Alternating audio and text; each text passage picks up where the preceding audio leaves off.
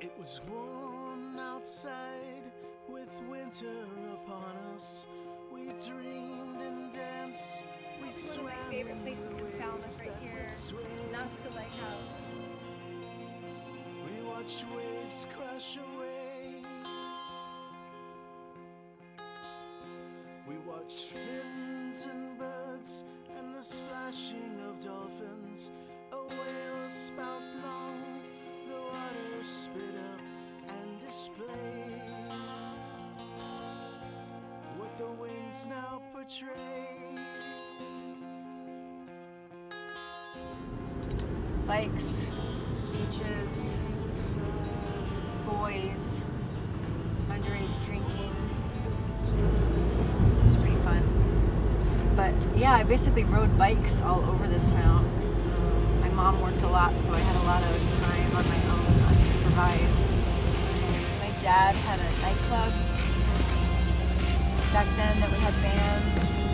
Now that I think about it, it was my first introduction into music business. I was a figure skater for all of my childhood. Pretty disciplined, skate for the summertime, 4 hours a day, 6 days a week. And then always loved music. I think that music was my muse from the get-go. I remember being obsessed with Jim Morrison and the Doors, even though I really didn't understand the themes, the intenseness. Something spoke to me about music. I was a big fan of the Rolling Stones, Led Zeppelin, a lot of classic rock that was on the radio, and then really moved by a lot of the female rockers that were popular back then too, like Chrissy Hine, Joan Jett, Patti Smith. When I started going to shows in Boston, I saw the Pixies one night at the Paradise Lounge and stood right in front of Kim Deal and realized that that's what I wanted to do. I actually told a friend that night that I was going to move to California and start a band, and that's what I did. What college did you go to and why? I went to Emerson College, and I went there to study dance choreography. I went there for 2 years and realized that the degree that I was going to get was only going to allow me to teach dance, and that's not what I wanted to do. I just wanted to perform. So I dropped out after 2 years and went backpacking through Europe with a boyfriend of mine at the time. And then went back to Boston and started putting on shows. Started choreographing and producing dance performances. We would do art gallery openings, have a dance performance, and afterwards we would have a live band playing. And that was the first time that I guess I started getting involved with like producing events and getting involved with local bands.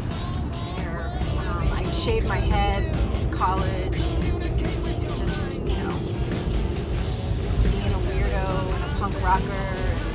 Just wasn't that accepted at the time in the mid-80s, so I would just get called dyke, all sorts of bullshit. Just get followed. I'd be on my bike, just get followed a lot, called names. It wasn't welcoming at all. So I just knew that once I got to California, I was going to be able to find people that I could hang out with and collaborate with, and I did. I went to San Francisco, 1990, lived in the Mission District, and met some really cool folks, and opened up a performance space and put on shows. Met the guys from Sleep right when they were finishing high school and putting out Holy Mountain, had them play. Met all the guys from Neurosis. Met my friend Billy Anderson, who introduced me to the Melvins.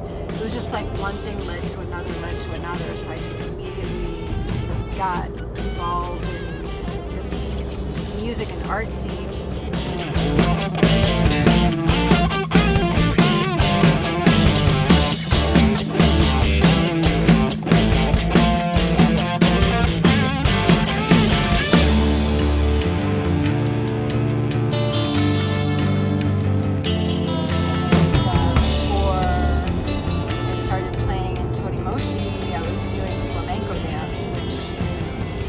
That's what really got my ear in tune to rhythm, because the rhythms were pretty complex and the accents were in places where you wouldn't expect.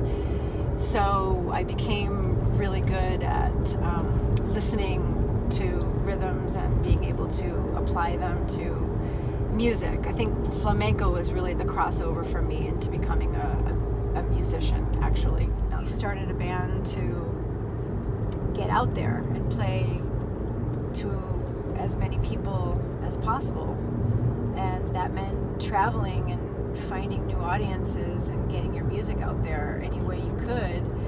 And there was this underground network before the internet, that was in place through this magazine. I think it was connected to Maximum Rock and Roll, if I'm not mistaken. It was Book Your Own Fucking Life, and we met friends through that, where we put each other up. It was this underground network of booking contacts and places where you could sleep. All of that information in this print magazine, and we had that every year. I think it got updated, and we had that, and we were able to tour just through the phone numbers in that magazine. And so that's what we did before we started getting hooked up online and connected that way. It was very DIY, very doable, but also kind of crazy now that I think about it, to travel around the way that we did with maps and no cell phones, no navigation. It was a little hairy.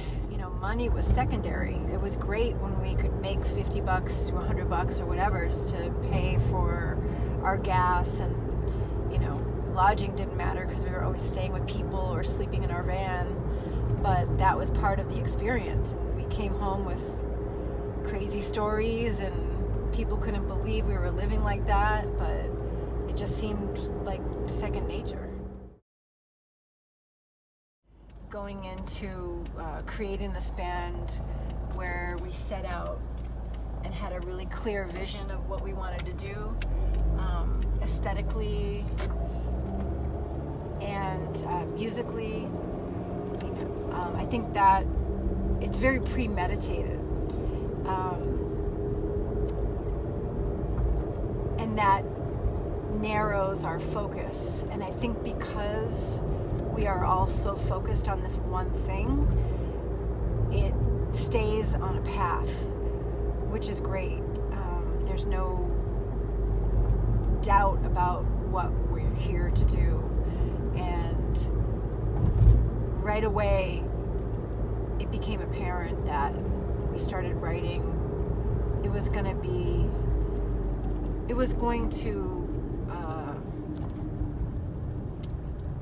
I don't want to say it's better than anything any of us have ever done. It's like it's on another level. We all combine forces, and we're all allowing ourselves to shine in different ways than we ever had in any of our previous bands. And that's really inspiring to me, because I'm starting to see every member, do new things and push themselves in ways that I've not seen before or heard before. So I think that what we're doing is pretty special. It's a great collaboration.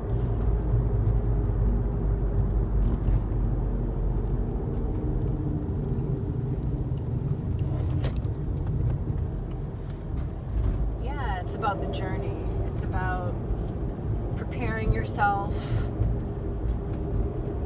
and experiencing it and getting out there and seeing what you can accomplish.